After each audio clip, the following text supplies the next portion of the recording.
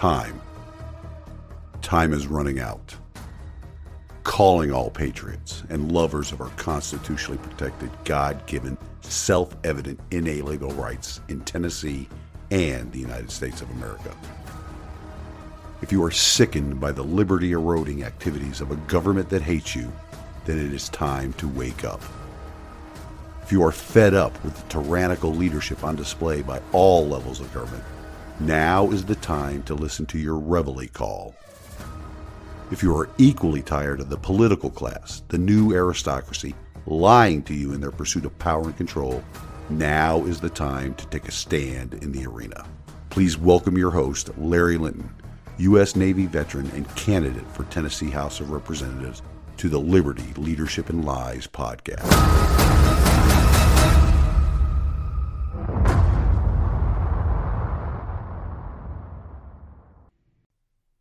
Welcome to the Weekend Update, ladies and gentlemen. Just a few items to cover today, and then I will be out and about continuing my door-to-door campaigning. Early voting has begun here in the Volunteer State. For Sevier County residents, there are 2 locations that you can use to early vote. I know. Many of you are asking, why am I promoting this early voting when I have stated in the past that I'm against it?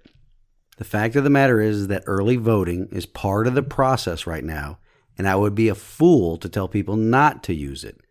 Until our General Assembly really buckles down on election integrity issues, we are where we are with this process. So, if you cannot vote on Election Day, please go to the 2 early voting locations here in Sevier County and cast your vote. You can early vote at the Election Commission office from now through November 3rd. That address is 1145 Dolly Parton Parkway.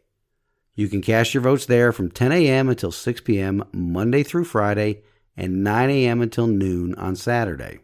The auxiliary early voting location is at the Seymour Public Library located at 137 West Macon Lane in Seymour.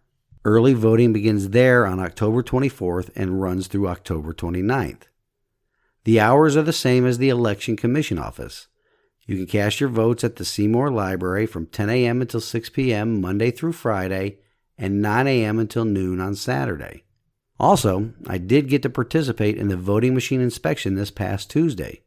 A great group of people provided me with a list of questions to ask during my inspection, a vast majority of which the Commission were unable to answer. I provided them with a hard copy of my questions before I left with the understanding that they would get back with me and provide the answers. Well, do you think that has happened yet? Of course not. When I followed up with the administrator, his response was that I would have to file an open records request for all of the answers.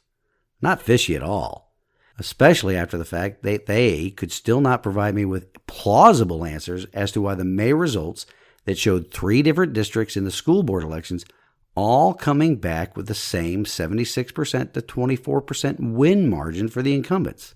We talked about that issue before. 3 different school board districts and 3 different vote totals, all with the same winning percentage result. A statistical improbability.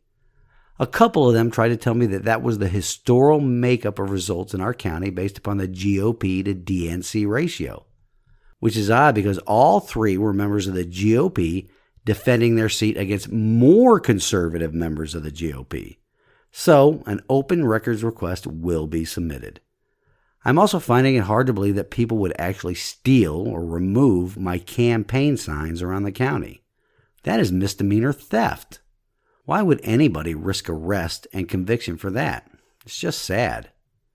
If anybody in the county sees somebody other than myself removing a yard sign, please contact me and local law enforcement.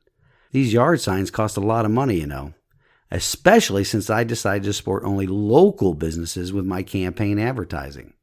On next week's episode, we will be discussing leadership, and I will be interviewing an individual that has exercised great leadership in the area of protecting Tennesseans' constitutionally protected right to bear arms.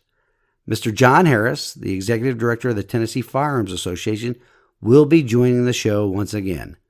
Mr. Harris was last on the program on the 21st of April, 2021, and I wanted to touch base with him again on what the future looks like.